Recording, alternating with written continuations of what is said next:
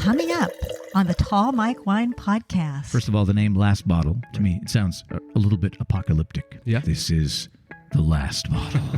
The very last. I'm a guy who looks at Burgundy as like, that's really confusing. Yeah. So you started there as a 21-year-old guy who didn't know a lot about wine, and they hired you at Silver Oak. That's just wild. It was great. Perfect for a newcomer to the wine industry. They have 2 wines. Just start trying stuff, and I bet you'll find out that Taco Bell burrito you ate would be really cool with a little Malbec that's $10 at Costco. Yes! And now, the Tall Mike Wine Podcast.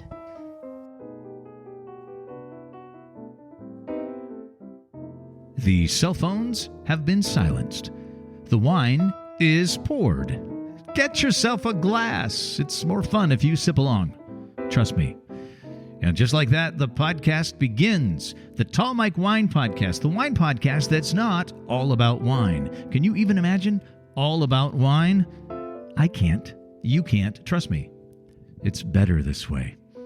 I'm Mike Stone. Yes, I'm tall, and wine is a passion. So I host the Wine Podcast that's heard in 48 of these United States and the District of Columbia, plus worldwide on 6 continents in 71 countries, from Mozambique to New Zealand, from Austria to Japan, from Slovakia to the Dominican Republic, and wherever you are, I'm glad you're here. Now, I need a small favor.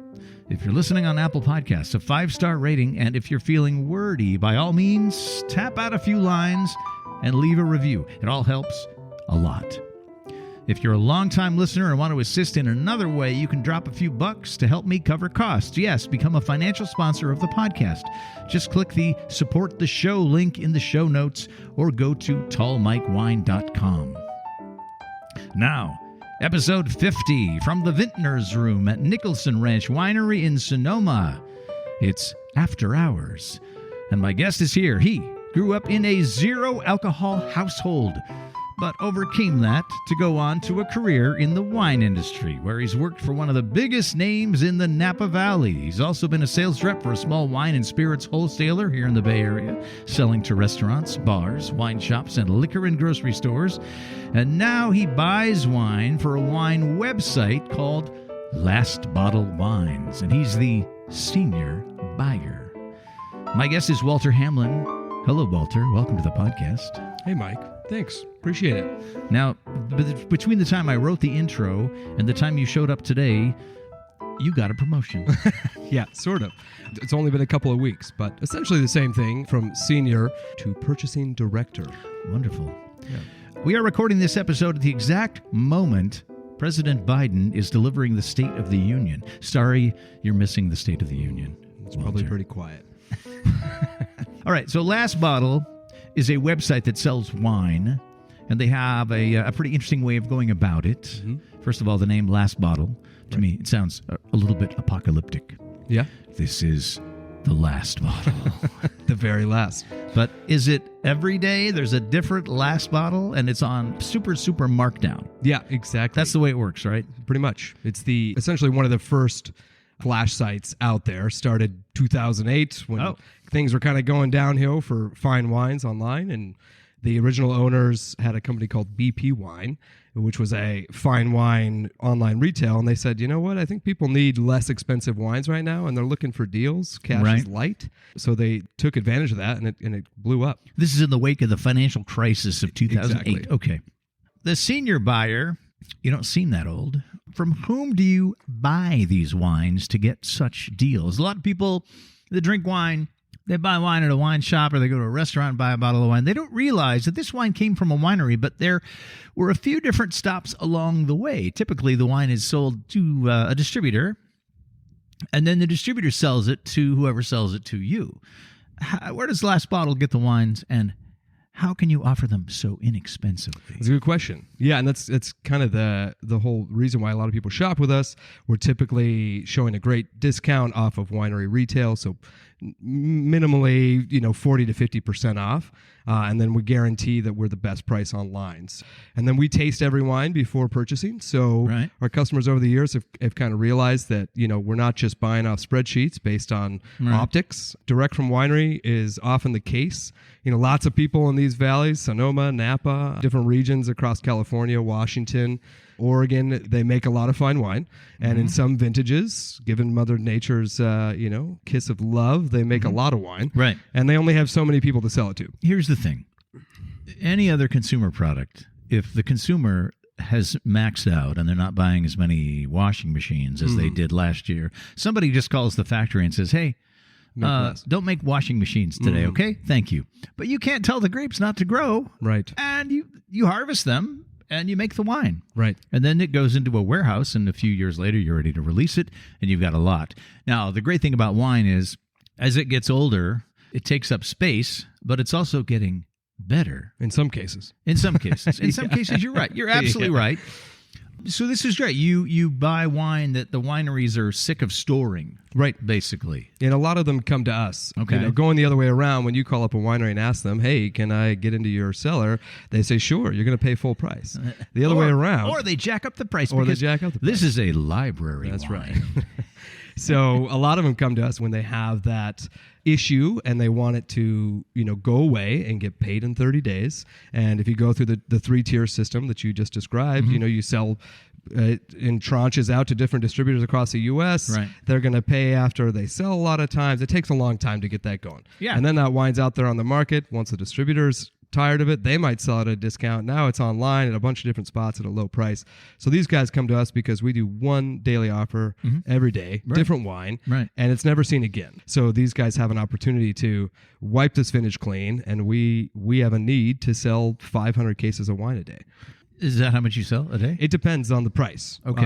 If it's a $20 wine, we're shooting for the stars and hoping to sell, about 120K worth. Okay. If it's 50, it's less. So just depends. But it's pallets and pallets and pallets. Pallets and pallets and pallets. Wow. And if it's $12 little French white that we found, something from, the Loire Valley, right, we'll buy a container's worth. It's 25 pallets. And you sell it all in one day? In one day.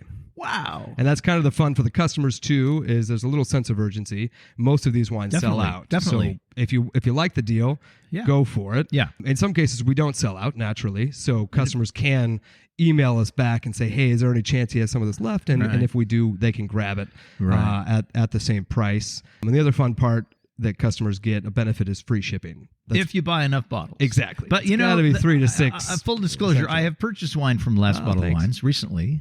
I did another little bit. When we started talking about you coming on the podcast, I went, I wonder what they're selling today. And I went on and I snatched it up. Oh, great. What you do is you set the amount of bottles you need to buy for the free shipping at a very reasonable amount. Right. The bottles I bought, it was 4 bottles. You get free shipping. I'm like, well, I'll buy 4 bottles. Because they were like what you bought? The Robledo wines. Oh, yeah. Very fun. No, was it Robledo? Was it, it's another, a Sonoma. There was a Cab Franc and a Petit Verdot. Patroni.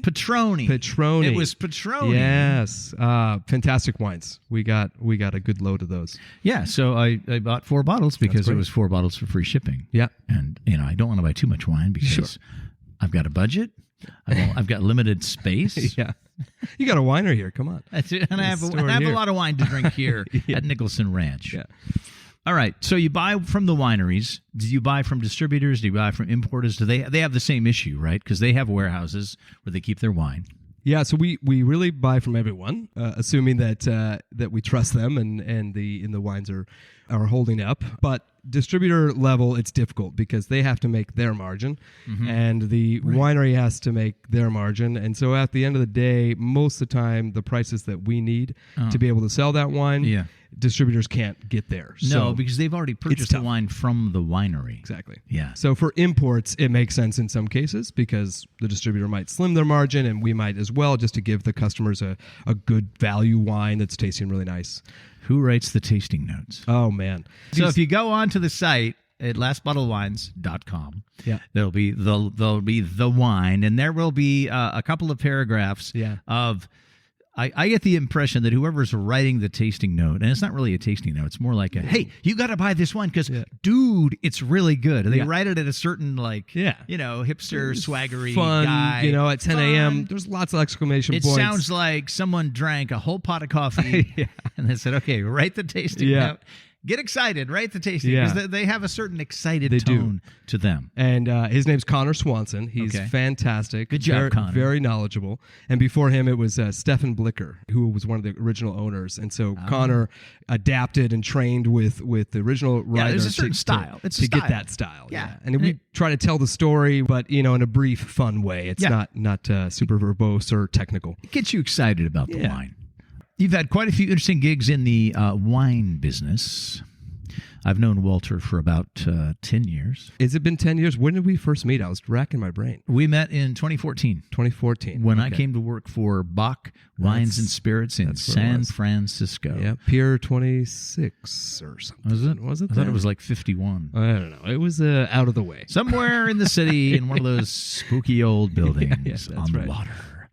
Yes, a small wholesaler in San Francisco, selling to restaurants, bottle shops, whoever else would get some action with the life of a commissioned sales rep. Did you like that job, Walter? I was super green, so I loved it because I was learning a lot. Okay. I got to add a whole bag of spirits at home, yeah. and tons of wines.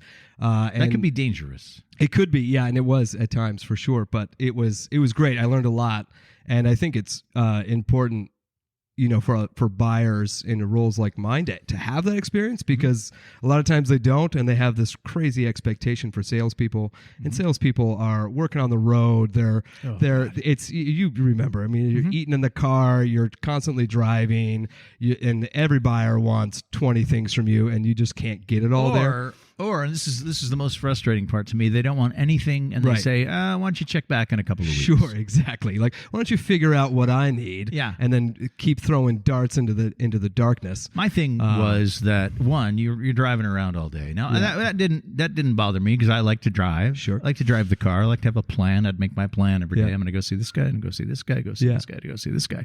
But you walk in and sometimes, that guy's not here. Right, Or you walk in, he's busy. right. And you're trying to make appointments, and you gotta dig and scratch and dig until you get an appointment.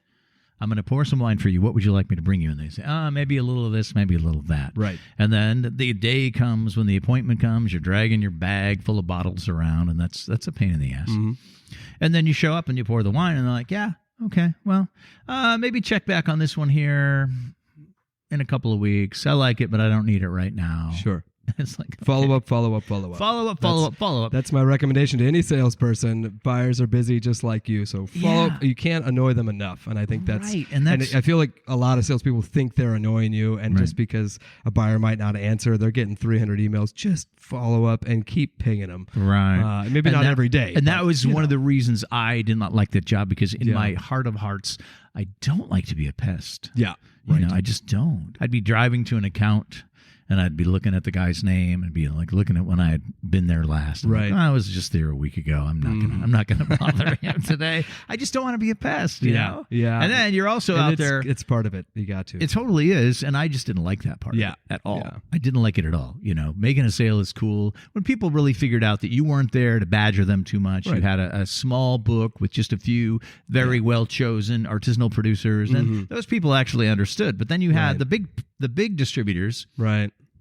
who had an army of salespeople at most of the big brands that most restaurants needed. Those people were in and out all the time, selling them a ton of wine, and it was hard to get traction. Yeah, it was tough. I did that about a year and a half. Yeah. I liked it because I was green, and now I'm just super white. So I had we been are. a guy buying wine in restaurants for about 10 years prior and to you that. worked in a lot of I restaurants. worked in a bunch of restaurants as a buyer, and I was always curious about the life of the guy Sure. that would drag his bag in on Monday afternoon with an appointment. And finally, I'm just like, I got to try it out. I got to try that. And Lou Bach was nice enough to give me an opportunity with no experience. Yep. And off I went, with basically, here's some samples. Why don't you just knock on doors? He had a knack for that. He had a knack for finding green people. He's like, I'm not going to pay you a lot, but sky's the limit if you just sell a lot. Right. So That's just the get thing. out there and you're on sell commission, so lots. just don't stop trying. Right. 8 accounts a day. Make sure one bottle sees 8 accounts. I remember. Yeah, all it's a He was hard, great, it's a though. hard job. Yeah. And I just didn't have it. It just wasn't working for me. So I went back to restaurants for Makes a little sense. while. Then I ended up here at Nicholson Ranch. And Yeah. Not as hectic. the time has come on the podcast for us to sip a wine and talk about it. See, this is the wine podcast that's not all about wine, but it is, at some point, it is about wine. And Walter has brought the first wine we're tasting today, and I have a little bit of it in my glass, and it's delicious. Why don't you tell me all about this wine? All right. Well, we're hopping over the pond to Burgundy. This is Domaine Forey, Pere and Fils. So this little, small grower. Pere and Fils means father and son. That's right. These guys got a bit of holdings in Vosne-Romanee and Nuit Saint George. So they don't have a ton. I think they've got about 12 hectares of vineyards. Okay. So this is some fancy Burgundy as well. Yeah, it's not super fancy. It's village level. It's not Premier Cru. There's, I think, 12 or 24 Premier Crus in Vosne-Romanee, which is a total of 150 hectares, which equates 300 acres. You're the guy that knows. I'm a guy who looks at Burgundy as like, that's really confusing. Yeah. The varietal's not there, which it is Pinot Noir. It's always Pinot. If it's red, it's Pinot. If it's white, it's Chardonnay. Don't let anybody make you think they're super fancy when they say we were sipping some amazing white Burgundy last night. It's That's like, right. They were sipping Chardonnay. But for those who maybe don't know, Vosne-Romanee is known for its kind of boastful, larger than life style Pinot Noir. So you get length on this wine, you get kind of that crunchy acidity, but it's definitely a bigger, weightier style Pinot Noir in the Côte de Nuit.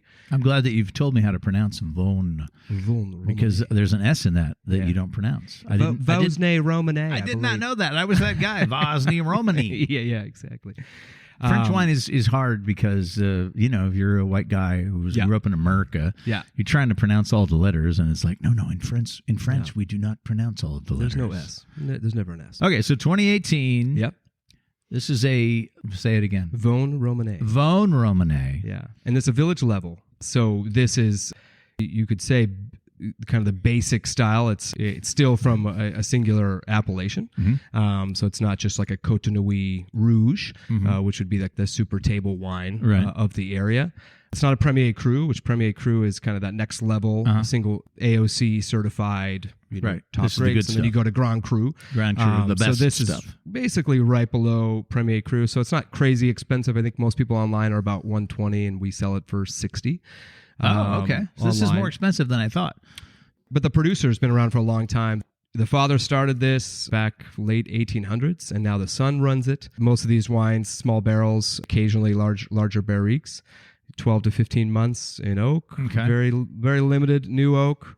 18 as a vintage was a pretty warm vintage for Burgundy. It doesn't taste overly ripe. Not overly ripe. There's good acidity. There's good tension. Mm-hmm. I was excited to try it. But as a vintage, the larger producers in 18, as a warmer vintage, they didn't produce great wines. And small guys like these, just like around these parts, you're still going to make good wine in a tough year. Right. It's just tougher. It has that Pinot smell. Yeah. Kind of smells like cranberries. Totally. You get a little little cherry on it, with some wild herbs. I think the mouthfeel is still pretty plush, but it's got a nice kind of acidic drive. It lets you know that it's there. It's not just all smooth and silky. It's pretty fresh tasting. Yeah, absolutely. For 2018. Yeah, I think it's right in the drinking window, to be honest. I think this is showing really nice. It's got that nice mouthfeel. It's almost like a chalky minerality to it. I want to grill some salmon. Totally. And have it with this. Or sushi. It really finishes with some tannins. This could go for a while. It surprises me sometimes how much tannin you get from some Pinots, because Pinot is considered to be a low tannin grape. Mm-hmm. Right now my mouth is doing that. Yeah, thing. it's a bit dry. It's like, wow. Yeah. Thanks for bringing it. Yeah, absolutely. Was this on the last bottle at some point? No, this is on First Bottle, which is the website that I run, which is not the antithesis to Last Bottle. Last Bottle, we buy every last bottle and we sell every last bottle. First Bottle, a different, you take it up a little bit. Last Bottle's average price point's around $25, $30. Daily offers going out at $12 and sometimes upwards of $100 or $300 in some cases. But First Bottle, the average price point's about $60 to $75. A bit higher, so you're getting more into the Burgundies, and we're still the best price online with about 90% of our SKUs. But it's a searchable website where Last Bottle has one wine a day. Right. You get your chance or you get lost. First Bottle, you can try the daily offer. There's still one new offer every day, written by the same fantastic writer, Connor Swanson. Connor, go dude. Then you can search around. So you can put together a 6-pack of different wines. It's a normal, so it's a different kind of website. Thing. Yeah. So there's Last Bottle. There's First Bottle. That's correct. I'm going to present to you now your official Tall Mike Wine podcast coasters. Oh, thank you. Take them home and use them. Nice. And enjoy them. A lot of people put them on their refrigerator. I get people from the wine club here coming on a regular basis. You got your coaster on the refrigerator. And this is purposeful. Yes, it's a coaster. I like it. No, I mean the stain. I like the wine stain. Yes, there's a wine stain on it. And my friend bottle. Amanda designed the back of the coaster and put that stain on there. And every time somebody mentions it, I have to give Amanda credit because she's one of those genius people. I love it. Well, thanks, Amanda, for the brilliance. Yeah, I'll take it to work, too. Occasionally, research and development on the job. You got to sip a little wine at work sometimes. It's a tough job, but somebody's got to do it. Yeah. Walter worked for Silver Oak. That's Even right. people who don't know wine know Silver Oak, right? Mm-hmm. How did you get that job? This is like one of your very first wine jobs, right? Yeah, exactly. I did a stint at Dean and DeLuca right after graduating school. Okay. At Dean and DeLuca was really just an opportunity to get into distribution. And then I did the distribution job. Mm-hmm. And while I did that, since distribution was not paying all the bills, I was working the weekends at Silver Oak. And I got the job because while I was in college, I worked at the Boys and Girls Club in St. Helena. I thought I was going to be in education for a while. And kids are great. I got to know St. Helena is a small town. It's like a private school that you drop a pencil and everybody knows. Was working at the Boys and Girls Club, and at the nights during college, I work at the pizzeria. So I knew everybody in town, which was a nice change of pace coming from Ventura County that, you go to the grocery store twice a week and you never see the same people.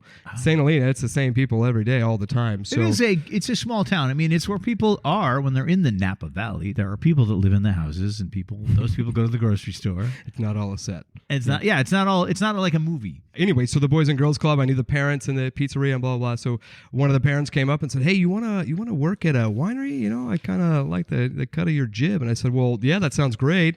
Where is it?" He goes, "Oh, it's in Oakville." And I said, "Well, where the hell is that?"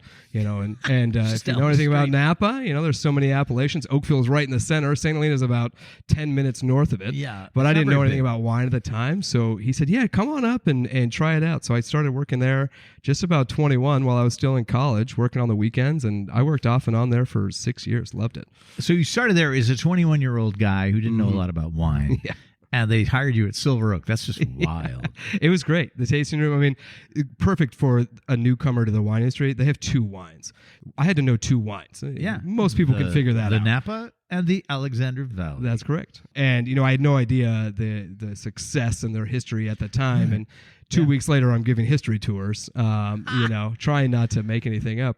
It was great. I learned a lot about the industry in that job, and it's still family owned. They are larger, but just a fantastic place. Yeah, I mean, it's one of those things where if you want something solid and easy, I mean, it's not cheap. No. But, if somebody else is buying, I'm drinking that Silver. Sure. You get a lot of flack. Once you get into the business and you're surrounded by a bunch of jaded, cynical people, they're like, silver joke. Yeah, exactly. And like, well, why would you call it that? I mean, it's good wine. Right. Yeah, I heard that back in the day. And when I was working there, I didn't know anyone and didn't really care what their thoughts were on wine in the wine biz.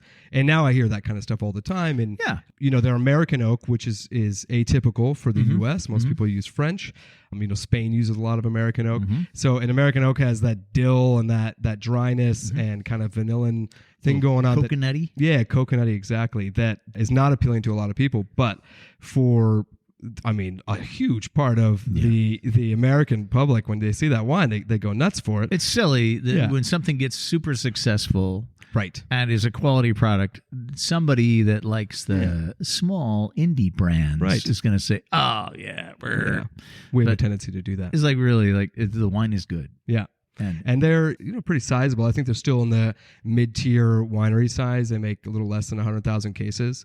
But while working there and hearing this kind of flack, I got to experience their blending trials and their tastings, and they use the same 20-something growers in Sonoma and Napa, including their own vineyards, every year. And if a grower doesn't make it in the blend, they still use them. They still pay them and use them the next year. Right. And some growers, which I thought was very cool by the winery, they wouldn't use them, they might use them every 4 years, but they're still buying all of that fruit every year, based on kind of the original agreement that the family had set up. And so they're just a stand-up. They're good stand-up people, family. and the wine is good. Yeah. But they don't get the most flack from some of the most well-known wineries in the Napa Valley. That's true. As an example, I belong to a couple different groups on Facebook, people who like wine kind of things, and you will never hear as much vitriol in the comments as you do when someone says, hey, like we had steaks tonight, and this is the bottle we open, and they show you a picture of Camus. Yeah, exactly. That one's The comments are just they're just crazy. Like, people are taking time out of their day to write a snarky comment about this guy's bottle of Camus that he's loving. Right. And I'm like, it's why would you do that? It's kind of the boomer brands. It's like the brands of Camus. It's like, that guy likes the wine. Yeah. Let him drink it. Yeah. Jeez. Exactly. It's like the class of 72. Cake Bread, Duckhorn, Camus, Silver Oak. They're all wildly successful, and they make fine wines. Yeah. Get off your high horse. But Either man, enjoy it or don't. I don't drink a lot of them personally, I don't but either. it's at the same time, you can't hate. No. Or you can, but well, just there's be a lot. quiet. There's a lot of hate. There's a Haters lot of are hate gonna out hate. there in the world. Yeah, that's true. You also spent some time at Oakville Grocery. Yeah, that's right. That's somewhat legendary in the Napa Valley. Mm-hmm. Bounty Hunter Wines. That's right. They sell wine online. They have a wine shop in downtown Napa. So you've kind of been around. Yeah. What's something you really love about the wine business in general? I like pivoting. I like that it's in the U.S. It's still a relatively young business. It's been around for a long time, but obviously with the internet now, everyone's got a computer in their pocket, especially on the online retail side. Using all of those factors and being able to move and groove without having a roundtable discussion about it. Some companies, I want to do something. Well, let's all sit around and let's have 10 meetings. And then by the time 10 meetings are done, you know what? The time has passed, Right. So companies like the one I work for and a few that I have in the past, just pivoting and saying, you know what, this is a fun idea. Let's try it. Let's go for it. And online, it gives you that flexibility to do so instead of maybe a brick and mortar. It's a little bit more work to change up the store or maybe the concept or something. But that's what I like about it. That no day is the same. And at the end of the day, what you're selling people is something they're buying to really just enjoy life. Totally. We used to say this when I was in radio, and somebody would be like, well, we need to do this, we need to do this, we need to help people. I'm like, we can help people a certain amount, but at the end of the day, people come to us to just listen to music and enjoy life. So we are candy. We are not vitamins. Right. And once you realize you're candy and you approach it like you're candy. Right. You want some more candy? Yeah, of course you want more exactly. candy. We're not vitamins. Right. There are other people that are selling the vitamins, and that's cool too. What's something that frustrates you about the wine business? Well, like I said, pivoting, some people aren't willing to do that, either on the winery side or distribution. You see it all the time, people going out of business. I think there's answers out there for a lot of people that might not be perfect or amazing to their liking. But I think the thing that annoys me in a lot of aspects of business is kind of thinking the same thing is going to work over and over and over again. And a lot of people don't get that. And then by the time that they finally figure that out, a lot of times it's too late. It's too late. The other thing that I don't really appreciate about it is a lot of people are nervous about wine. There's so much to know. And the more you know, the more you realize you don't know anything. Right. Which I think is great. It's such a vast universe of fun things to get to learn. So people end up pushing in saying, you're a wine snob, or you're you think really highly of your wine education, or these kind of things. And I'm not saying that towards me, because I don't have a lot of those characteristics. But at the same time, a lot of people end up stepping away from wine because they say, it's that's a posh thing for rich people. And to be honest, if you can find amazing product out there for $12 to $15 that most people can afford, relatively often, and I think that piece is super important to people understand. Like, you don't have to spend $1 million on wine to get into it. Just start trying stuff, and I bet you'll find out that Taco Bell burrito you ate would be really cool with a little Malbec that's $10 at Costco. Yes. So I wish that that behavior would go away. Maybe it will someday. There's always the people who are afraid that they don't know enough. They come in here, they walk in the tasting room, and they look at me and they say, I don't know anything about wine. Yeah, like they're confessing. And I know some things. I can tell them to you, and then you will know some things. And then, of course, there are the people that come in, and as you're beginning to explain something about the wine you're pouring for them, they are jumping in with all of their knowledge. Yeah. And I'm I like, took a level 1 sommelier, so I should know a thing or two. I'm talking about this wine, which you've never had before. Yeah. So this is very specific to this wine. You can tell me what you know about these types of wines. Yeah. After I'm done talking. Right. Yeah. Right. So you get all the different knowledge levels. What about you? What's your favorite thing?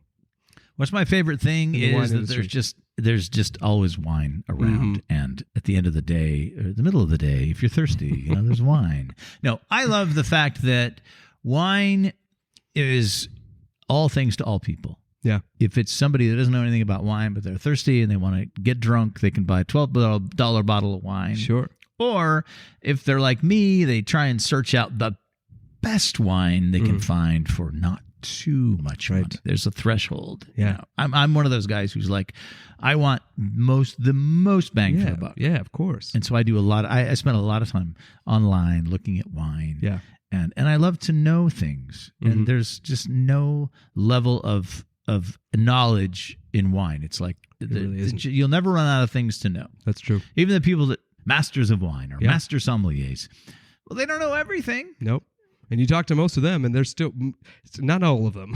No. Some of them are still very humble, and they go, "Yeah, it's just ever expanding. We're learning new things in science every day. They're helping us in the vineyards and in the engineering, and then as well, production side. So it's just in my experience, the people that know the most about wine are the most humble. Yeah. Because they know they don't know everything, and they never will know everything, and they've reached a level where they're like they don't care. Right. About it. Like, I know a lot of stuff, but it doesn't matter. I know things and I drink. That's Exactly. it. Right. And what's the least favorite? I don't know. I don't have a least favorite. Is it drunk bachelorette parties that come in the winery? No, because they're fun. They are fun. As a 21-year-old at a winery, I had a lot of fun with I'm that. sure that you did. We get them here. Get them here. But you know what? Yeah. I really believe that those people will do what you need them to do if you approach them in the right way. Yeah. There are people that get all apprehensive to go talk to their party of bachelorettes who are a little noisy and maybe a little drunk, and they go in with all this apprehension. Right. And so that creates a tension between you and the group, and then they turn into rowdy people. Right. If you walk over and meet them where they are, Right. like, hey, we're having a great time. I'm glad you're having a great time. And then you slowly sort of you're doing a Jedi mind trick. Slowly suggest they shouldn't hump the statues You're in front doing of a the winery. Jedi mind trick to get them to bring it down a little bit while you're right there with them. Yeah. So that doesn't bother me too much. I'm pretty good at that. I bring the energy that they need, and I can manipulate them anyway. That's good. So that doesn't bother me. That kind of thing. Same. I don't know. I have to say I don't really have any Oh, that's good. least favorite parts of the wine Good. Well, now I business. feel bad. Oh, it's okay. I'm over here hating. No. It's okay. No, that's good, though. I want to talk about your early life. Some fascinating stuff I alluded to in the intro. But first, we're going to taste the second wine. All right. Which I brought in from my home collection. I like big reds, and it almost sounds like a rap song, doesn't it? I like big reds, and I cannot lie. One of the places that makes big reds is right next door to us, the Napa Valley. But there's another place that makes big reds that a lot of people don't really know a lot about, and it's an area of Australia called the Barossa Valley. And the big red that they make is the Shiraz. And this is one of those big wines. Not only a big wine, it's a big bottle. Did you lift this wine up? Yeah, I did. Lift There's the bottle. a pretty hefty punt down there, too. It's got a really deep punt. Yeah. And it's a heavy bottle. So you like punt stuff, is what you're saying. The deeper the punt, the better. Look at that punt. I can get my whole hand in there. Okay, enough talking about punts. Right. This is from the Barossa Valley. It's a Shiraz. Shiraz is the same grape we call Syrah here in America. The Aussies just decided to start calling it something different because the Aussies just have to do different things. You're cool when you're down under, And this is from 2014, so it goes back a few years.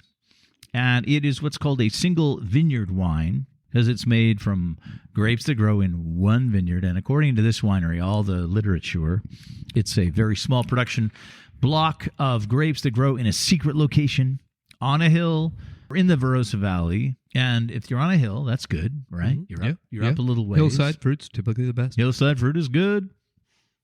And they make only about 4 barrels of this wine every single year. So we're talking about 100 cases.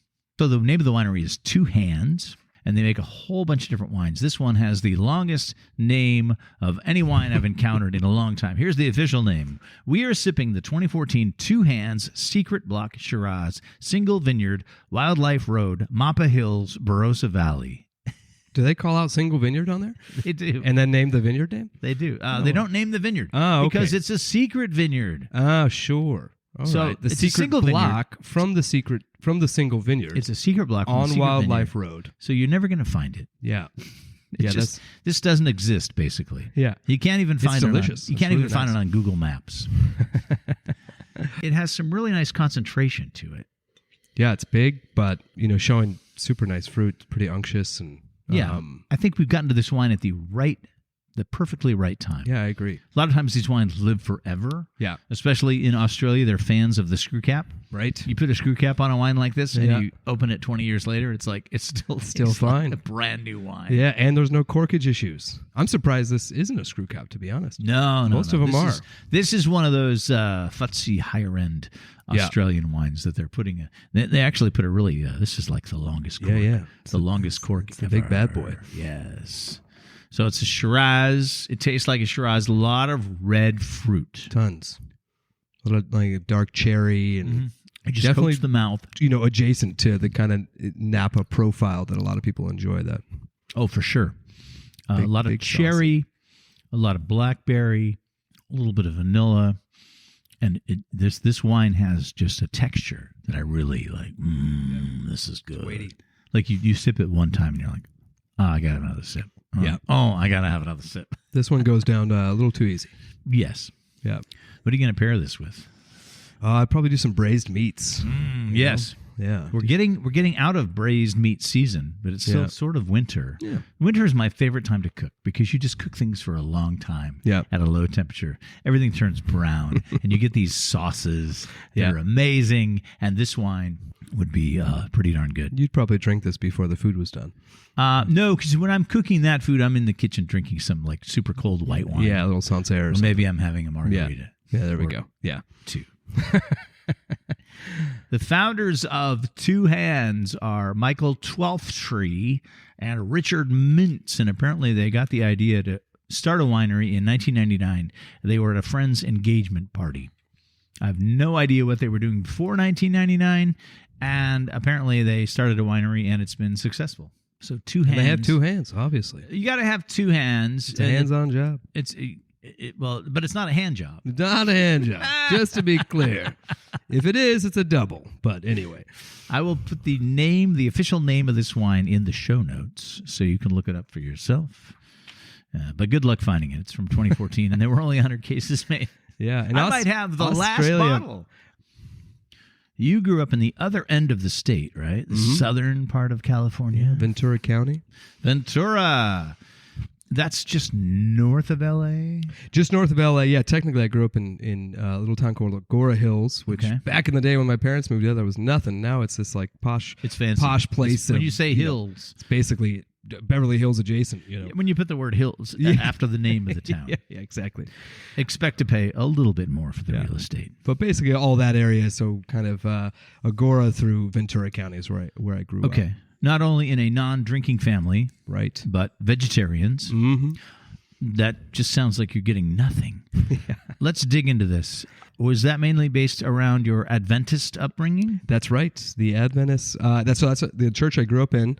My family's been a part of for a long time. Now, you say Adventist, or do you have to say Seventh-day Adventist? Is You there can a say difference? both. No, there's no difference. Okay. All right. It's Adventist or Seventh-day Adventist. A seventh day, they practice the day of rest on the seventh day of the week, which is technically a Saturday. Right. And in the Bible, it's said to rest on this day. So they rest and they worship on the seventh day, which They is are Saturday. Bible believers. That's those right. Adventists. I looked into Oh yeah, you gotta check it out. I've never been a person who's observed much in the way of religion. Yeah.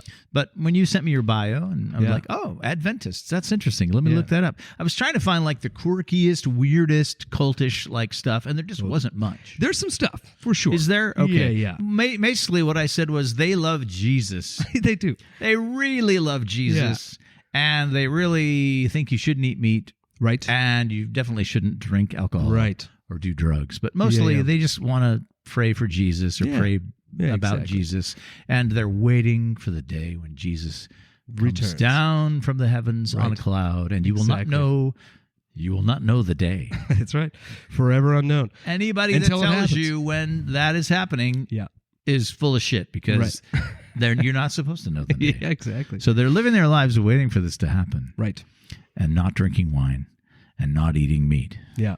Yeah, and that was Man, that's good fun. but basically it's a Christian sect very similar to other Christian. Totally, yeah. I mean, they believe churches. the Bible. Right. They had a modern prophet in the 1800s called Ellen White, and she saw some things, she said some things. She was basically the start of the church, and by taking the Bible very literally, not eating unclean meat meant just don't eat any meat. And so she proclaimed, among other things, just treat your body like the temple of God.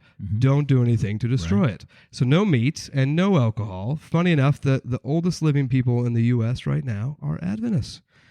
To what it's worth, I don't know. You don't have any fun. There's no alcohol. They don't have dancing at the schools. Are you adding years to your life, or are you adding a life to your years? Which is it? The last 20 years, I don't think it's worth it, to be You honest. live to be No 100, offense. but are you 90-year-olds, having any fun? But anyway, it was a great church to grow up in. Loved it, and in that area, it wasn't super common. But my family were part of a small community there, and there's actually, I'm sure you pass them all the time. There's a pretty large amount of Adventist communities in the area. I did not know that. Yeah, in Yountville, I know there's one up the hill over on the other side of the Napa Valley where you went to there's college. like 4 churches in Napa. But anyway, yeah, it's so great. I'm driving through my life and I'm not paying attention to the churches. You know that I'm not, right? The Lord is calling. I noticed the bars. Like, oh, there's a bar. Oh, there's Ernie's Tin Bar over there. Yeah. Haven't been there in a while. Yeah, you have siblings? Mm-hmm. Yeah, 2 siblings. I have an older brother who's 5 years older than me, and a younger sister who's 7 years younger than me. Wow, they My spread it parents, out. We were either spread it all way mistakes, or we just wanted to collect enough money to figure out the next child. That's a lot of spreading out. No one will admit a thing. And your siblings are both doing okay? Oh, they're fantastic. Yeah, my older brother works in the grocery business. Okay. He's got a family down south, 2 kids, awesome wife. My younger sister just got married, so she's doing really well. She works in government accounting. Okay. That's so exciting. we're all working pretty different. Are both of your siblings a little more observant than you are? In what way? Of the Adventist. My meat, sister, though. for sure. Okay. My brother and I have kind of gone a different angle, Right. But still, both of us so appreciative of how we grew up. The people around us loved it. Just not kind of the walk of life that we're choosing at the moment. So, Right. But yeah, it's definitely similar, both of them. My sister is not vegetarian, but mostly vegetarian. She's not a big drinker either. Okay. I kind of have to. I did read that it's okay to have some of the meats. Yeah, exactly. And most modern Adventists probably drink a little bit, not loudly, and then most of them probably eat meat. But at church gatherings, those things aren't involved. Okay. But most of them, especially on the fruit. West Coast, Lots of fruit. lots of fruits, Yeah. lots of veggies, But no fruit after the meal. That's a thing that I read, but it could be erroneous. Interesting. I think that's really, erroneous. I really read a lot of things, and I'm like, we love there was a thing the about drinking water is important, Of course. but a don't good drink rule. water with the meal Interesting. because that's not good for your digestion. I don't know any of these things, and I went to Adventist school for like 18 years. So you grew up in Ventura County. Yep. Where did you surf? What beach? Yeah. So grew up surfing County Line, which is the beach that separates Malibu from Ventura. It was a great little beach, and I used to surf there a lot. And then Zuma Beach, where they filmed a lot of the I've heard of that. Baywatch show. Okay. Do you remember that? Yeah. Some I never watched it, but I busty know characters, the red the red tank suit. Right. You watched it. David Hasselhoff. Yeah, that's right. Great singer. Don't hassle the Hoff. That's right. So yeah, I surfed a lot of those beaches, and then now I surf up mostly Santa Cruz. It's a bit of a drive from here, but and then some of the state beaches in San Francisco. But I go down to my favorite beach here in Northern California is Rodeo Beach. Yeah, at Fort Cronkite. I don't think I've been. It's in Marin County. Okay, it's just north of the Golden Gate Bridge. You surf? I don't surf. No. But I go there and I see the surfers. Right. And I was actually there with my dog just the other day, and there was a lot of surfers there. Yeah. You should give it a shot. No. Come on. I'm not a good swimmer. You're a tall, strong guy. I do not want to be in the water. I don't gravitate to the water. Yeah, then maybe you shouldn't. That's not your calling. The problem is when I was a little kid, I was always the tallest kid. Yeah, Because of I'm course. a tall guy. Yeah. We'd be in the pool, and they'd take us into the deeper end of the pool, Right. and then you'd have to swim, and I could always touch the bottom. And I would get a little worried. I'm not sure this whole swimming thing's going to work. Oh, but I can touch You the can bottom. stand. You're good. Excellent. So I didn't actually learn to swim until I was 25 years old. Oh, wow. And I'm still Yeah, then not. maybe it's not for you. I'm still not a great swimmer. can't So touch the bottom of the surfing ocean. seems cool and hip, but I'd rather just sit on the beach and drink wine. You left home to go to college in Walla Walla, Washington. I did not know this about you. Yeah. When we knew each other 10 years ago, that you'd Yep. gone to college in Walla Walla, because there's a big Adventist college up there. That's right. And so you're in Walla Walla. Had you had anything to drink at that point? Well, yeah. I was Okay. in high school once and tried a couple of things. But in Walla Walla, I had no idea. And at that time, there was maybe 8 wineries there. Okay. And now there's, 50, 60 plus? There's a couple of hundred. Yeah. See how much I know about that?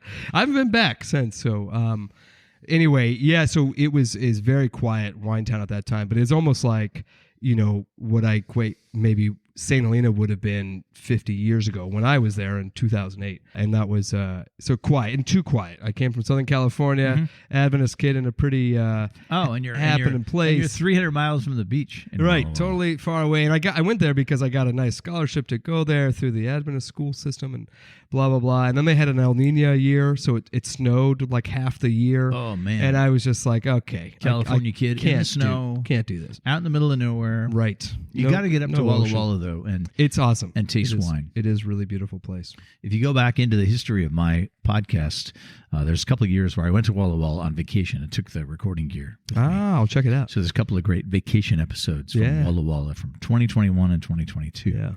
Because I love it up there. But yeah, went up there first year of college, left right after that, Southern California, then figured out my credits didn't transfer within these small Adventist colleges unless I went to another one. Oh. So I found PUC, Pacific Union College, in Napa, Right. up on Howe Mountain. Yep. It's funny these Adventists don't like Angwin. alcohol. In Angwin. Exactly. They don't like alcohol, yet they choose these tiny places. And I looked into it to see kind of where that was. And like I said, Walla Walla had 8 wineries when I was there. Yeah. Well, when that school was established, 50 years There was earlier, a bunch of wheat farms. there was nothing there. Yeah, Yes. there was nothing there. So onions and stuff. So The and Walla Walla PUC in Napa was established in 1901, and at that time there were like 4 wineries. It was Charles Krug and Schramsberg and a couple others. Yeah, Robert Mondavi hadn't even been born yet. Right. So they established it thinking, hey, we're far enough away from San Francisco.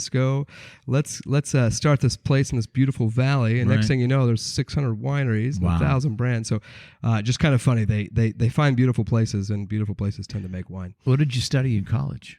Funny enough, mass communications at the beginning, which is what you studied, right? I didn't go to Ish. college, Oh, but okay. That's what you But I started get into doing. mass communications. I got into radio. Yeah, yeah. Before I was a wine geek, I was a radio geek. Yeah, yeah. So I started there. What was your plan? Man, plan. Freshman plan. It's okay to not have have a fun plan. and It's okay to not have a learn a couple of things maybe. But yeah, mass communications was originally I was like, I want to get on TV and read the news or something. Okay. That I can didn't- see that. I can totally see that. Thanks. It did not pan out. I was not into it. I took a radio class. Funny enough, and my first class was just so cheesy. It was really bad. And they had me record, and students laughed with my recording and were like, "Hey, man, you got to tone it down a little bit," because I just Really? listened to radios that were Right. that were they kind of exuberant characters with Right. ups and downs. You and grew up in and L.A. fun You intonation. know there was good radio in Yeah, Los and I was Angeles. an art guy, or a drama guy back in the day. So anyway, so I got into that and quickly got out of it. And then I was education for a little bit, studied that. Quickly realized that, to be totally honest, that was not the money I wanted to make. Okay. It seemed like a lot of education to work in education to not make money. All right. So then I was at a stalemate for a while, and honestly, being a PUC in Napa, And you got the brought job me to at Silver Oak. Silver Oak, And then a you were in couple the of wine spots. business. And then I said, you know what? These people are all happy. They're around good people. Everyone's pretty honest, and this is a fun industry. And so It's funny what why I what stayed. just falls into your lap. it really did. And now here you are. I did some soul searching back in the day, and it did not. I didn't know what to do, at the end of my college career. So I went to Spain for a year to travel All right. and go to school. And by the time I got back, I was working in the wine industry and just kind of stayed. You just didn't look worked. back from there. Yeah. That's awesome. This episode will drop a few days after the Oscars are handed out. So we're recording this a few days before the Oscars. Walter, do you have any Oscar predictions? Anything you want to say about the movies? Did you see any of the big movies that were to be honest, nominated? I don't think so. It's okay to say no. We can edit. We can edit all of this out. I've since I've taken a break from social media. So I've just decided I need a break from it. So I stopped 5 months ago or something like that. Okay. And so now I'm really my wife has to tell me what's going on. I go, hey, what's happening in the TikTok, Instagram, Facebook world, and she kind of fills me in. She gets filled in. So I'm out of the loop on kind of what's going on with the Oscars, I think, too. What about podcasts? Have you been on many podcasts? Have you been a guest? No, this is the first. Oh. And much appreciated. How do you like it? It's amazing. It's really fun, right? Especially with wine. Yeah. Do you have any favorite podcasts, wine or non-wine podcasts to share with us? Yeah. The Tall Mike Wine Podcast, one of my faves. Well, thank you. Recent favorite. I listen to a lot of comedy podcasts right now. Okay. So, you like to laugh. Yeah, I like to laugh, and they're usually, just joking around. The comedy podcast world is kind of, it's obviously silly, but these guys get trashed a lot in today's PC world for what they say on stage, and so the podcast for them is just kind of, I think, a good way for them to release that energy. And the great thing about podcasts is you don't have to worry about the FCC. Yeah. We can drop an F-bomb if we need to. Yeah. And it's basically just like not regulated. It's like underground radio from the 1970s. What are you listening to right now? I listen to mainly people talking to each other, conversations. And this is why I created a wine podcast that is conversation. Right. My newest favorite podcast is a podcast called Talk Easy. Talk Easy, hosted by Sam Fragoso. Okay. And he's this 30-year-old guy who's writing for like magazines. And then he got a podcast, and now he's interviewing people like Tom Hanks. Oh, shoot. But he does all of his homework. So the interviews are really well prepared.